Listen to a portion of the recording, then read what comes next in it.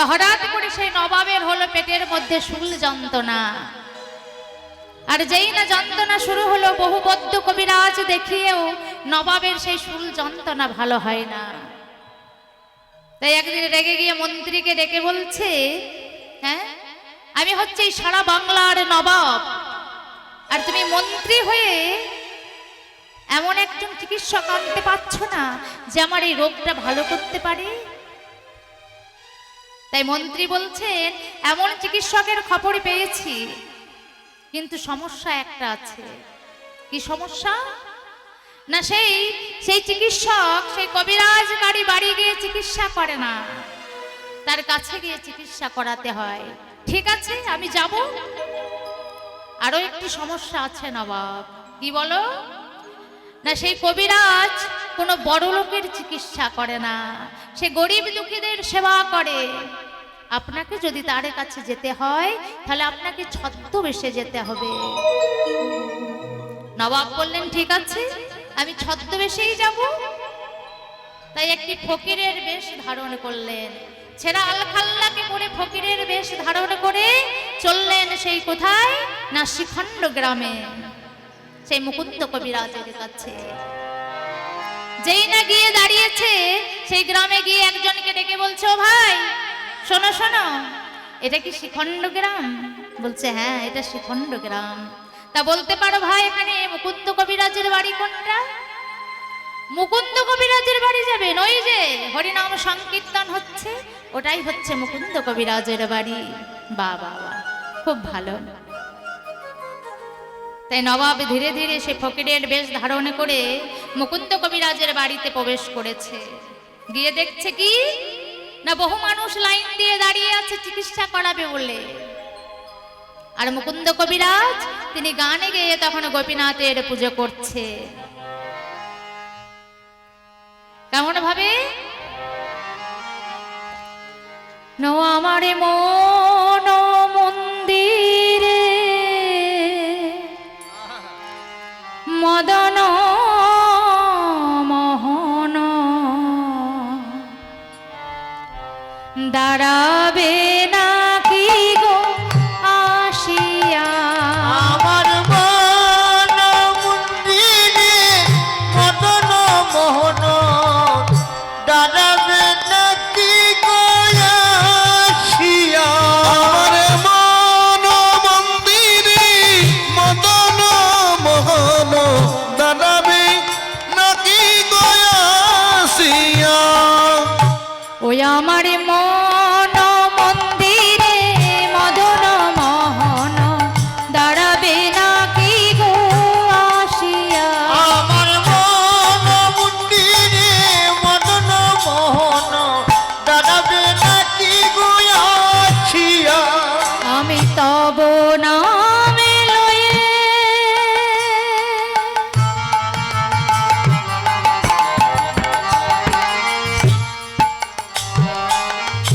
ভাসিয়া খিনি রে, তব নাম লয়ে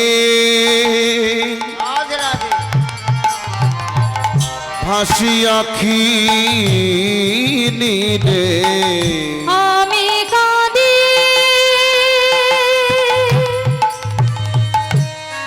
আমি কাঁদি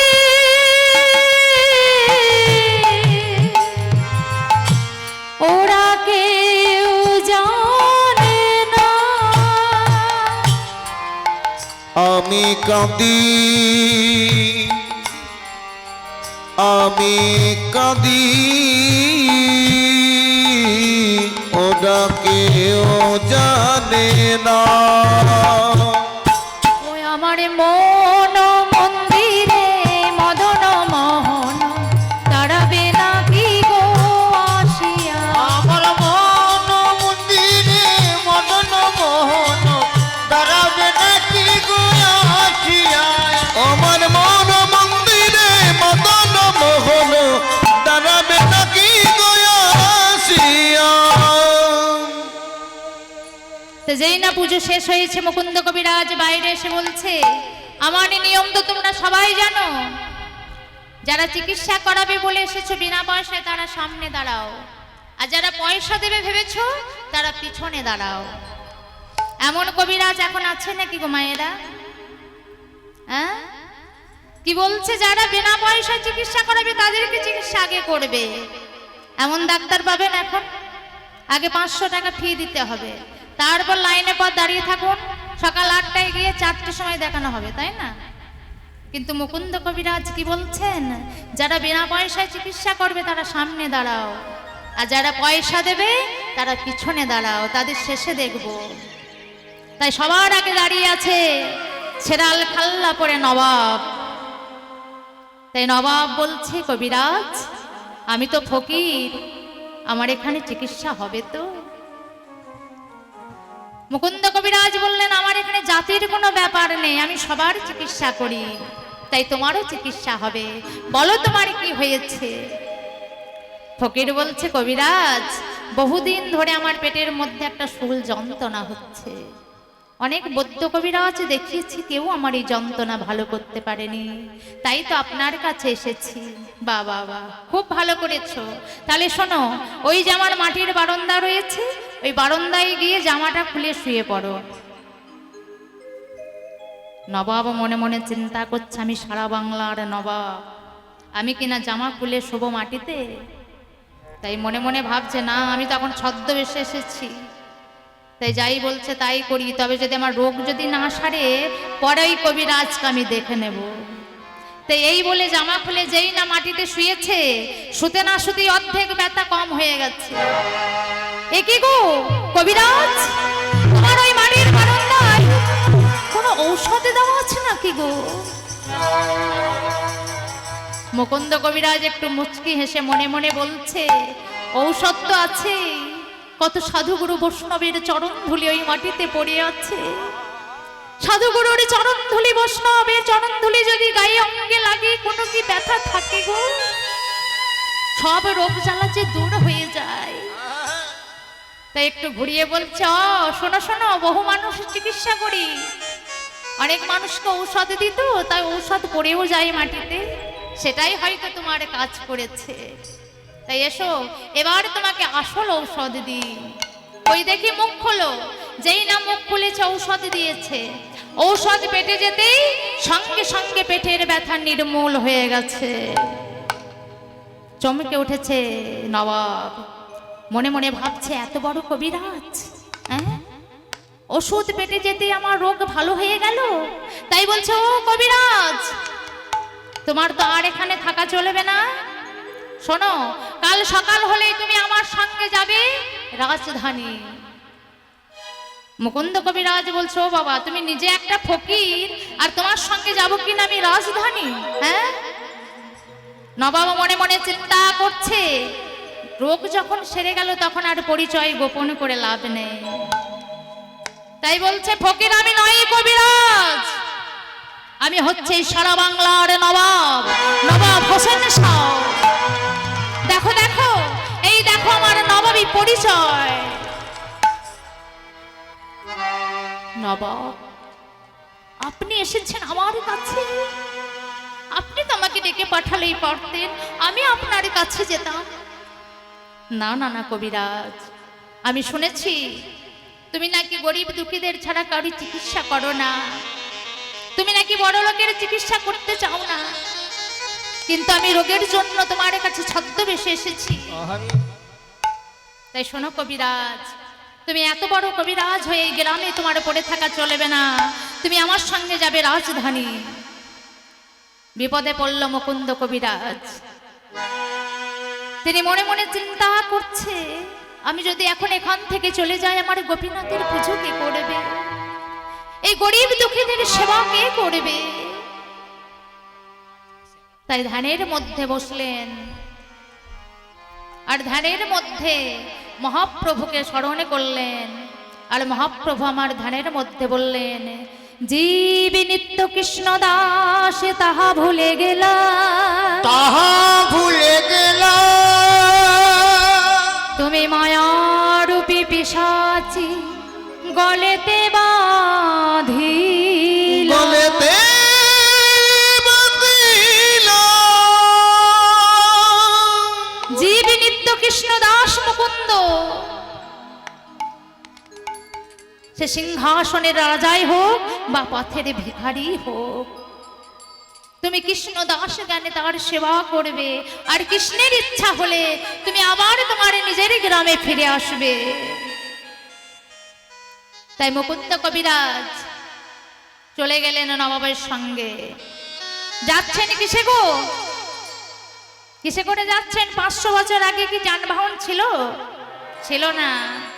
যাচ্ছে কিসে? না হাতির পিঠে চড়ে যাচ্ছে। আর হাতির পিঠে চড়ে যেতে যেতে মুকুন্দ কবিরাজ বলছে, শুনুন নবাব, আমি আপনার সঙ্গে যাচ্ছি বটে,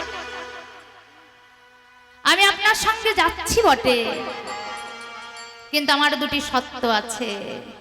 বলো কবিরাজ, কি শর্ত? আমি ওখানে গিয়ে আপনার সঙ্গে এই রাজমহলে থাকতে পারবো না, আমার জন্য একটি মাটির কুড়ে ঘর আপনাকে বানিয়ে দিতে হবে। তাই হবে। আর কি বলো? নবাব, ওখানে গিয়ে আমি শুধু আপনার চিকিৎসা নয়, আমি যেন সারা সারা বাংলার সমস্ত গরিব দুঃখীদের সেবা করতে পারি। তাই হবে, তুমি তো আগে চলো। তাই নবাবকে নিয়ে, নবাব কি করলেন? মুকুন্দ কবিরাজকে নিয়ে গিয়ে সুন্দর করে একটি মাটির কুড়ে ঘরে বানিয়ে দিলেন। আর মুকুন্দ কবিরাজ সেই মাটির ঘরে আমার গোপীনাথের পুজো করে, আর সকাল সন্ধ্যায় নবাবকে গিয়ে দেখে আসে, আর সারাদিন সে গরিব দুঃখীদের সেবা করে। তাই সুন্দর করে প্রত্যেক দিন গানে গিয়ে গোপীনাথের পুজো করে ভোরবেলায়। আর নবাব প্রত্যেক দিনের মহল থেকে সেই গান শুনতে পায়, আর মনে মনে ভাবে, এই মুকুন্দ কবিরাজ কত সুন্দর গান গেয়ে গোপীনাথের পুজো করে, তা আজকে কেমন করে গোপীনাথের পুজো করে সেটা আমি দেখব। তাই কি করেছে? গোপীনাথের পুজো দেখবে বলে ভোরবেলায় বেরিয়ে পড়েছে। ভোরবেলায় বেরিয়ে পড়েছে কোথায়? নই যে কবিরাজের কাছে। আর দুইজন ময়ূরের পাখা দিয়ে বাতাস করতে করতে নিয়ে যাচ্ছে, বাতাস করতে করতে নিয়ে যাচ্ছে নবাবকে। আর নবাব গিয়ে দেখছে কি না, মুকুন্দ কবিরাজ তখন তার গোপীনাথকে সাজাচ্ছে, সাজাচ্ছে আর আপন মনেই কথা বলে যাচ্ছে। বলছে, জানো জানো জানো, আমার এই গোপীনাথ কত সুন্দর দেখতে, জানো জানো আমার গোপীনাথ কত সুন্দর দেখতে। তাহলে বলি শোনো, ওই আমারে কানো সে বিনোদরা,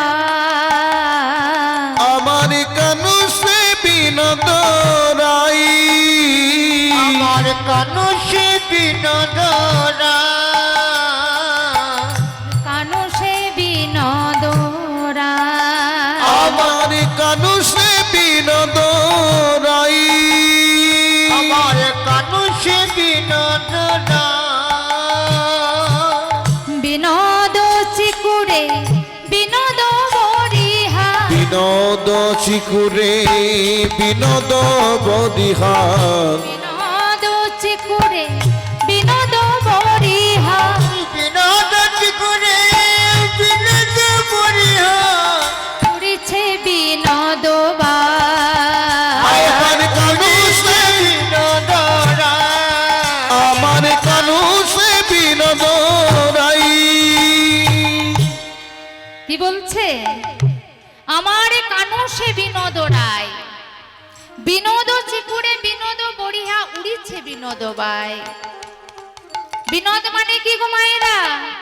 বিনোদ মানে হচ্ছে সুন্দর, আর চিকুর মানে চুল, আর বরিহা মানে ময়ূরের পাখা। আমার গোপীনাথে চুলগুলি খুব সুন্দর। বিনোদ মানে সুন্দর, চিকুর চুল সুন্দর, আবার বরিহা মানে ময়ূরের পাখা, যেটা কোথায় থাকে? ময়ূরের পাখা কোথায় থাকে? আমার গোপীনাথের মাথায় কি থাকে মায়েরা? ময়ূরের পাখা। কি থাকে গো? চূড়া থাকে, চূড়ার উপরে ময়ূরের পাখা থাকে, তাই না? চূড়ার উপরে ময়ূরের পাখা সুন্দরভাবে বাতাসে উঠছে। আর কি বলছে, আর কি হচ্ছে গো, না বিনোদ গলায় বিনোদ মালা, বিনোদ বিনোদ দোলে।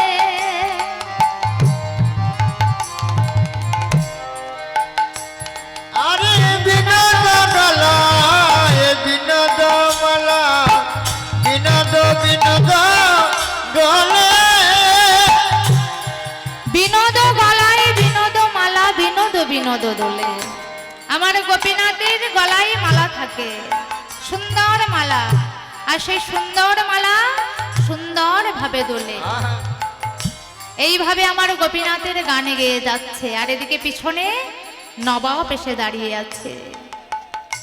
নবাবে পিছন থেকে ডাক দিচ্ছে, কবিরাজ, ও কবিরাজ। কবিরাজ শুনতে পাচ্ছে না, তিনি তো ভাবে বিভোর হয়ে আছে, তাই জোরে ডাক দিয়েছে, কবিরাজ, ও কবিরাজ, দেখো দেখো দেখো, আমি নবাব এসেছি। যেই না জোরে ডাক দিয়েছে, পিছনে ফিরে তাকিয়েছে। আর যেই না পিছনে ফিরে তাকিয়েছে, নয়নে পড়েছে ওই ময়ূরের পাখার উপর। আর যেই না ময়ূরের পাখার উপরে নয়নে পড়েছে, অমনি কৃষ্ণ কৃষ্ণ কৃষ্ণ বলতে বলতে মুকুন্দ কবিরাজ অচেতন হয়ে পড়েছে। কে কোথায় আছিস? তাড়াতাড়ি আয়, তাড়াতাড়ি আয়, একটু জল নিয়ে আয়। কবিরাজ যে অচেতন হয়ে গেছে। একজনে তাড়াতাড়ি করে জল নিয়ে এসে যেই না চোখে মুখে জলের ছিটা দিয়েছে, সঙ্গে সঙ্গে কবিরাজের জ্ঞানে ফিরে এসেছে। নবাব বলছে, কবিরাজ, তুমি আমাকে দেখে এমন ভাবে অচেতন হয়ে গেলে কেন? কি হয়েছে তোমার? মুকুন্দ কবিরাজ মনে মনে চিন্তা করছে, আমি যদি এখন আমার ভক্তির কথা এদেরকে বলি, এরা আমাকে নিয়ে ঠাট্টা করবে, রহস্য করবে, তাই আমাকে একটু অন্যভাবে বলতে হবে। তাই বলছে, নবাব, আমি সারা বাংলার চিকিৎসা করি বটে, কিন্তু আমার নিজের একটা রোগ আছে নবাব। আমার না একটু মির্গির রোগ আছে। কি বললে কবিরাজ? তোমার এত বড় সাহস, তুমি আমার কাছে মিথ্যা কথা বলছো? তোমার জায়গায় অন্য কেউ থাকলে সঙ্গে সঙ্গে আমি জিভ ছেদন করতাম তার। তুমি আমার কাছে মিথ্যা কথা বলছো কবিরাজ।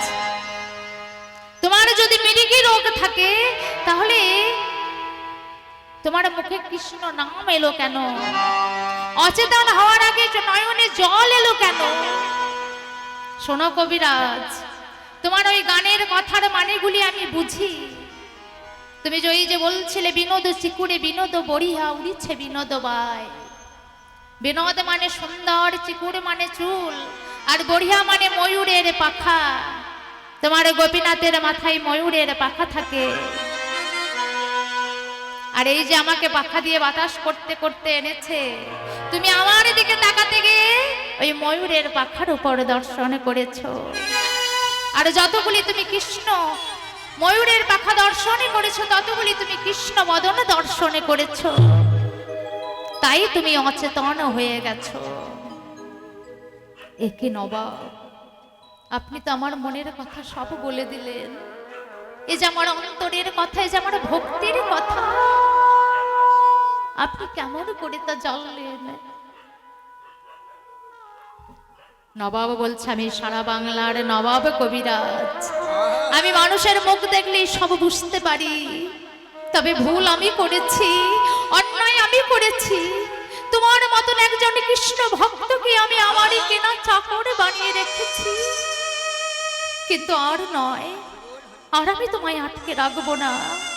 যাও যাও যাও, তুমি তোমার এই গ্রামে ফিরে যাও। তাই মুকুন্দ কবিরাজ কি করলেন? আজ মনের আনন্দে তাই কি করেছে না, ভোর হতে না হতেই বেরিয়ে পড়েছে গ্রামের উদ্দেশ্যে। আর যেতে যেতে পথে গাইছে, আমার গিরিধারীর নাম গেয়ে গেয়ে যাচ্ছে।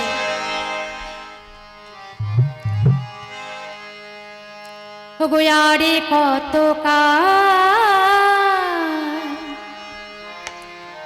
গিরিধারিলা আড়ালে আড়ালে রবে, তুমি আড়ালে আড়ালে রবে। ও আরে কত কাল গিরিধারিলাম, আড়ালে আড়ালে রবে, তুমি আড়ালে আড়ালে রবে।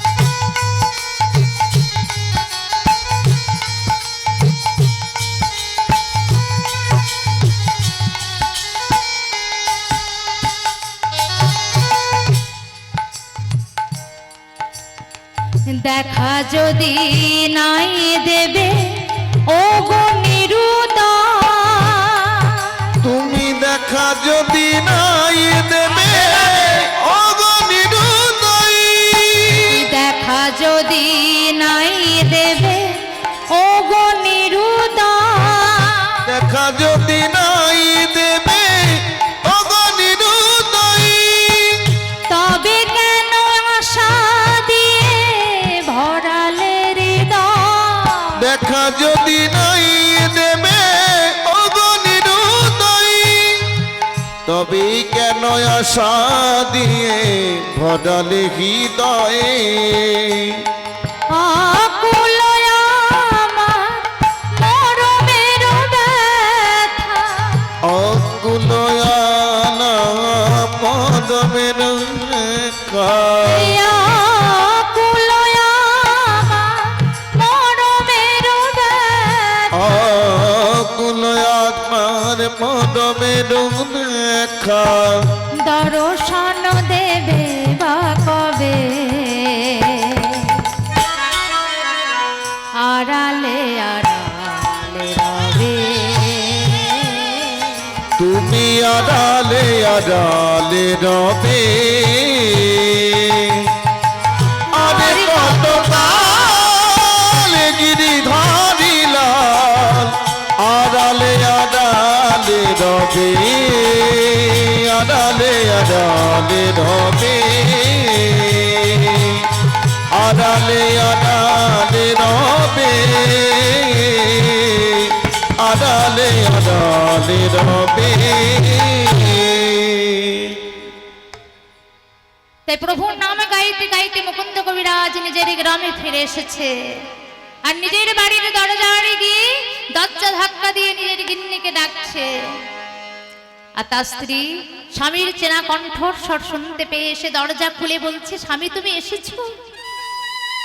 দেখো দেখো, এই কয়েকদিন ধরে আমার শরীরে এত ব্যথা জ্বালা যন্ত্রণা হচ্ছে, আমি আর সহ্য করতে পারছি না, আমি মনে হয় এখন প্রাণে আর বাঁচবো না।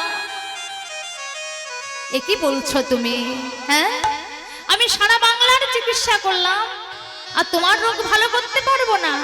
কই দেখি দেখি তোমার চোখটা দেখি তো, এ কি আমি কোনো রোগ ধরতে পারছি না কেন?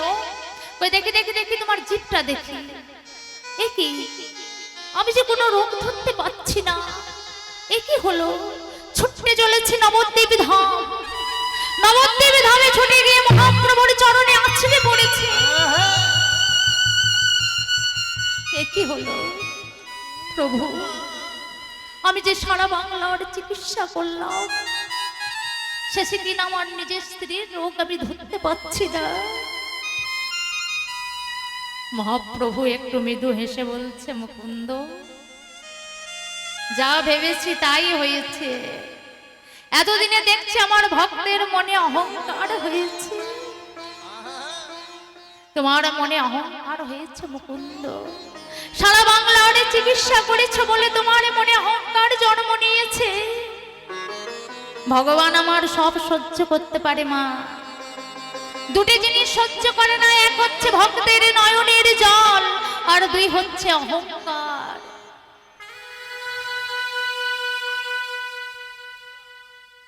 ভগবান অহংকার কাউকে সহ্য করে না। অহংকার হয়েছিল কার? কত দেবতাদের কত অহংকার হয়েছিল। ভগবান দেবতাদেরকেও ছেড়ে দেয়নি। আমরা তো এই নর, কলির জীব, কলিহত জীব, সামান্য। আমাদের মনে কত অহংকার। ভগবান কি ছেড়ে দেবে আমাদেরকে? ছাড়বে না। দেবতাদেরকে ছাড়ে নাই। দেবতার পুত্র কুবেরের দুই পুত্র ছিল, মণিগ্রীব ও নলকূপ। যাদের মনে বড় অহংকার ছিল, কিসের না? ধনের গর্ভের অহংকার ছিল তাদের। তাই তারা কাউকে মানত না। তাই একদিন কি করছিল? কতকগুলি রমণীকে নিয়ে উলঙ্গ অবস্থায় জলকেলি করছিল। আর এমন সময় সেদিকে নারদ মুনি চলে যাচ্ছিলেন। নারদ মুনিকে দেখে সেই রমণীরা তাদের লজ্জা নিবারণ করলো, কিন্তু ওই মণিগ্রীব আর নলকূপ, কুবেরের দুই পুত্র, তারা তাদের লজ্জা নিবারণ করলো না। নারদ মুনি বলছেন, কে তোমরা? তোমাদের লজ্জা করছে না? এইভাবে উলঙ্গ অবস্থায় তোমরা জলকেলি করছো। তারা উল্টে নারদ মুনিকে অপমান করলেন, তুমি ভিখারি মানুষ, ভিক্ষায় যাচ্ছ, চলে যাও, আমাদেরকে তোমাকে জ্ঞান দিতে হবে না। তাই সঙ্গে সঙ্গে নারদ মুনি রেগে গিয়ে তাদেরকে অভিশাপ করলেন, শোনো, বৃক্ষের যেমন বসন নেই, তোমাদের শরীরে কোনো বসনে নেই।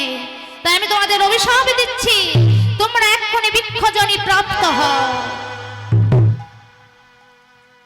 সঙ্গে সঙ্গে তারা বৃক্ষজনি প্রাপ্ত হলো বৃন্দাবনে। কি না, যমল অর্জুন নামে তারা বৃক্ষজনি প্রাপ্ত হয়েছিল। তাহলে দেবতাদেরকেও ভগবান ছেড়ে দেয়নি, কারণ ভগবান অহংকারে কারো সহ্য করে না।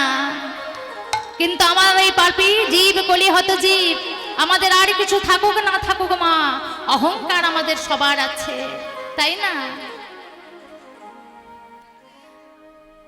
তাই বললেন, শোনো মুকুন্দ, তুমি যখন আমার চরণে আশ্রয় নিয়েছো, তুমি আর চিন্তা করো না।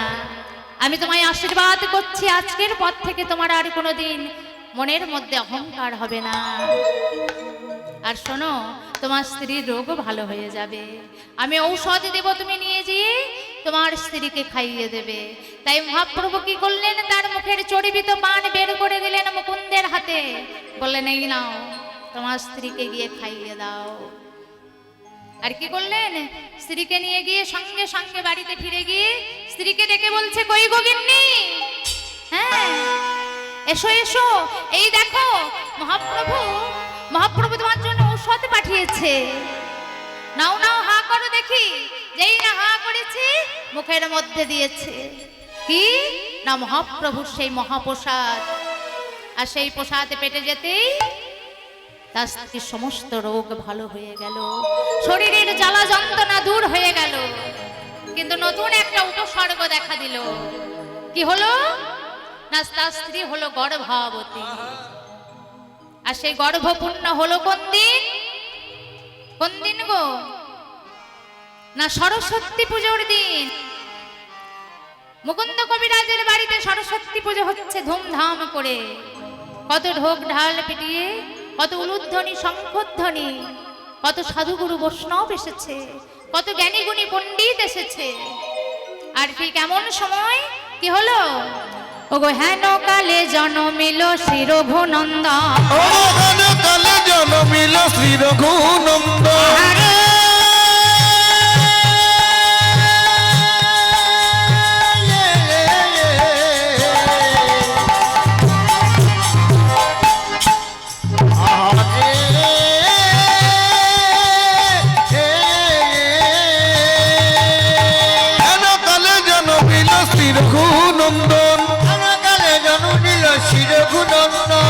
মুকুন্দ দাসের তাহার আনন্দিত মন, মুকুন্দ দাসের তাহাই আনন্দিত মন। আরে মুকুন্দ দাসের মনে আনন্দিত মন, আনন্দ আর ধরে না, তাদের আনন্দ আর ধরে না, আনন্দ আর ধরে না, আনন্দ আর ধরে না। মুকুন্দ সরকারের মনে আনন্দ আর ধরে না। গো মুকুন্দ সরকারের মনে আনন্দ আর ধরে না। মুকুন্দ সরকারের মনে আনন্দ আর ধরে না।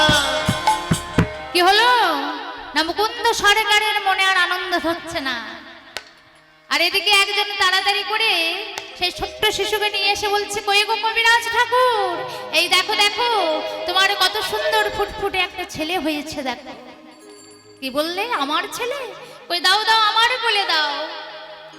তাই কোলে নিয়ে কি বললেন, দাও আগে মা, মা সরস্বতীর চরণ তলে আগে দি। তাই কি করলেন, ছেলেকে নিয়ে সরস্বতীর চরণ তলে করলো সমর্পণ। চরণ তলে করল সমর্পণ। ও গো সরস্বতী চরণ তলে করলো সমর্পণ। মা সরস্বতীর চরণ তলে সমর্পণ করলেন। সমর্পণ করে বলছে, ও মা সরস্বতী, আমার ছেলেটাকে একটু আশীর্বাদ করে দাও মা। তাই বলছে, এই আশীর্বাদে করো মা, আরে আশীর্বাদে করো মা। আশীর্বাদে করো মা, আশীর্বাদে করো মা। আশীর্বাদ ভাগবাদে পড়তে পারে, আশীর্বাদে করো মা। আরে ভাগবতে পড়তে পারে, আশীর্বাদে করো ও গো মা। ভাগবতে পড়তে পারে, আশীর্বাদে করো মা। সংকীর্তন গাইতে পারে, আশীর্বাদে করো মা। সংকীর্তন গাইতে পারে, আশীর্বাদে করো মা। সংকীর্তন গাইতে পারে, আশীর্বাদে করো মা। আরে সংকীর্তন গাইতে পারে। মুখে হরি হরি হরি বলে যাই হরি হরি হরি হরি বলে, সংকীর্তন গাইতে পারে, হরি হরি হরি বলে, সংকীর্তন গাইতে পারে, হরি হরি হরি বলে। সংকীর্তন গাইতে পারে, আশীর্বাদে করো মা, আশীর্বাদে করো মা। তাই মা সরস্বতী চরণ তলে দিয়ে বলছি, মা আমার ছেলেটাকে একটু আশীর্বাদ করো, সে যেন লেখাপড়া গান বাজনা ভাগবত আদি সব করতে পারে, মুখে যেন হরিনাম গাইতে পারে।